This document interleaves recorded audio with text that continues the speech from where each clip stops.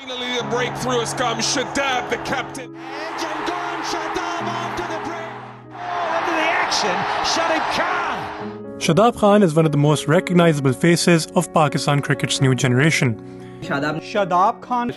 And since he made his debut back in 2017, he has been one of the first names on the team sheet and generally one of Pakistan's best cricketers during this period. Earmarked as a future candidate for the captaincy and considered undroppable for the best part of 6 years, over the last year or so, he has become one of Pakistan's most trolled players, with calls for him to be dropped from the team entirely. In this video, we'll take a look at some of the key moments that made Shadab the star he is today, as well as analyze the cause of his recent decline. Who can forget this iconic moment from Pakistan's memorable Champions Trophy win in 2017? Ask any Pakistani fan of their favorite memory from that final against India, and this moment is guaranteed to pop up in that conversation. The sheer audacity, the confidence, for an 18-year-old playing just his 7th international match, that too a final against India, to demand his captain to take that review. This was the exact moment the nation fell in love with Shadab Khan and a new star was born. Shadab's first 2 years in T20 cricket were so dominant that they remain his greatest returns as a bowler. During this time, he picked up 42 wickets in just 29 matches at an excellent economy of 6.5 and averaging just 17 runs per wicket. And in ODIs, he showed his first signs of promise with the bat, striking 350s in just 6 innings. During this period, including 2 against New Zealand in New Zealand. These innings were the first evidence that Pakistan not only had a world-class leg spinner, they had somehow found a world-class all-rounder. That too just a year after Shahid Afridi's retirement. He also found continued success in the PSL from where he had been originally discovered, helping Islamabad United to win the 2018 edition, which included an excellent spell of 3 for 25 in the final. His good form continued into the 2019 World Cup, where he picked up 9 wickets, including an excellent spell of 3 for 50 in a crunch match against South Africa. This was a World Cup where no other spinner averaged less than 30. So Shadab's record was more than decent, given that his list of wickets included premier batsmen like Joe Root, Kane Williamson, Beautifully bowled. Aidan Markram, and Quinton de Kock. And he caught it. After a lean patch in 2020, Shadab was back to his best for the 2021 T20 World Cup, the first World Cup in 5 years. He picked up 9 wickets, including an excellent spell of 1 for 22 in Pakistan's first ever World Cup win against India, where he ended India's rebuilding efforts by dismissing Rishabh Pant. And he was exceptional once again in the semi-final against Australia, bringing Pakistan to the brink of victory with an outstanding spell of 4 for 26, which included the wickets of the in-form Warner and Marsh, Steady yourself and catch it, or he does. as well as Steve Smith, We wait with bated breath and we applaud. and the dangerous Glenn Maxwell. Maxwell goes reverse and he's gone straight to While he barely got the chance to show off his batting skills at this World Cup, the 2022 edition would be a different story. While he had a pretty good time with the ball there too, picking up 11 wickets at a very good economy rate, this World Cup would be remembered for his batting. In a must-win game against South Africa, Pakistan was staring at elimination, with the scoreboard reading 95 for 5. In walked Shadab with Iftikhar Ahmed for company. In 5 years and 35 innings, Shadab had never before scored a 50 in a T20 international. In the space of just 22 balls, he changed that fact by clubbing 4 sixes and 3 boundaries at a strike rate of 236. When he was dismissed, he left Pakistan at 177, which he helped them defend in the second innings with a spell of 2 for 16, which accounted for South Africa's top scorers, Bavuma and Markram. In the final against England, he was the only one from the middle order to add some impetus to Pakistan's struggling innings with 20 runs at a strike rate of 142. He followed that up with an outstanding bowling display, being the most economical Pakistan bowler during his spell of 1 for 20.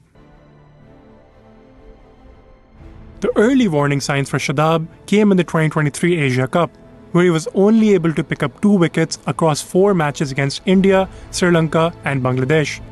However, given his previous record of standing up at the big moments, the management continued to back him to come good when it mattered at the World Cup in India.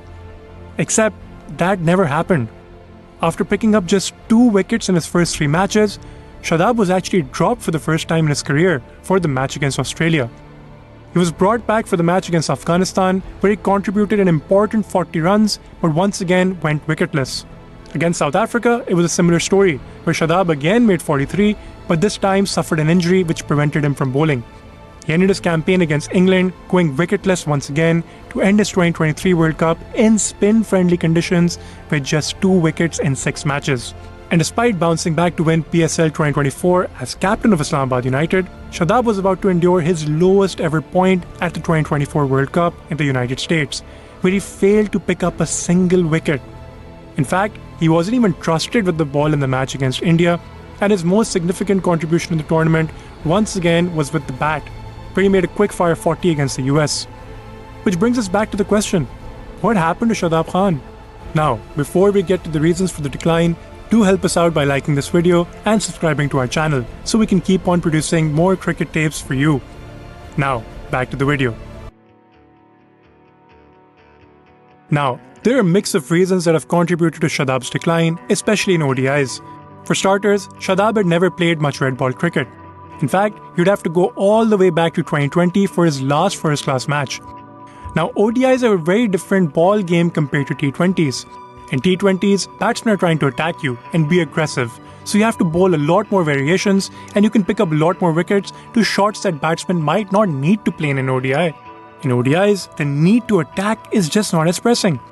The batters can milk you for singles and doubles in a relatively risk-free environment, especially in the middle overs where the leg spinner would typically bowl. To get a batsman out in ODIs, a longer and smarter setup is required. This is where the ability that is developed in red ball cricket to be able to bowl in one area consistently comes in handy. And control is exactly the one thing that seems to have evaporated from Shadab's bowling. His leg spinner comes on flatter and he seems to bowl a lot more full tosses.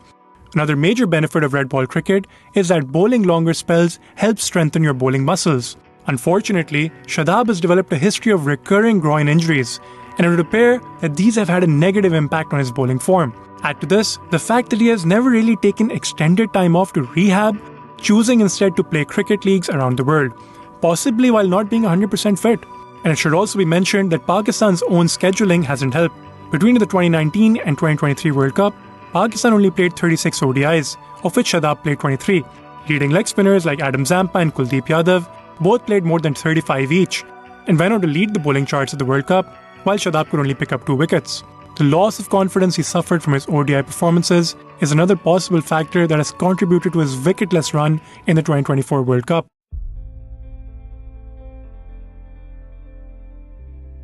So, what's next for Shadab Khan?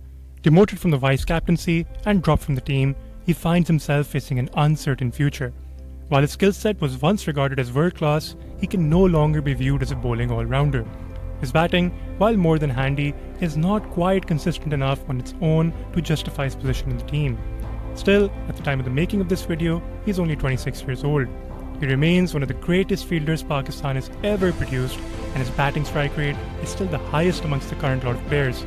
But with the next assignment being the 2025 ODI Champions Trophy, he needs to sort out the skill that made him a household name in the first place to avoid yet another tournament disaster. To his credit, after a wicketless 2024 World Cup, he did bounce back by becoming the highest wicket taker in the Lanka Premier League, picking up 17 wickets, including a hat-trick. He would also add another feather to his cap by captaining the Lake City Panthers to the inaugural Champions Cup. But what's most encouraging is that Shadab has finally gone back to red ball cricket. In fact, he's already played as many Quaid-e-Azam Trophy matches this year as he had in the last 7. He's also playing List A cricket, and while the magic isn't quite back yet with the ball, it's encouraging to seeing him putting in the effort. In fact, he's even revealed his desire to play Test cricket again.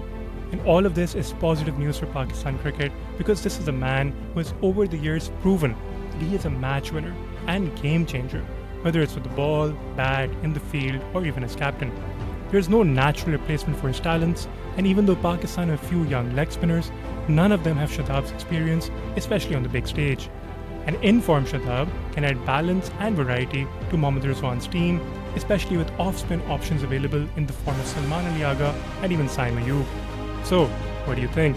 Can Shadab bounce back and fulfill his destiny of becoming the future Pakistan captain? Or is this recent decline just the beginning of the end? Let us know in the comments. Like the video if you enjoyed it, and do subscribe if you haven't yet. As always, we'll see you next time with more cricket tapes.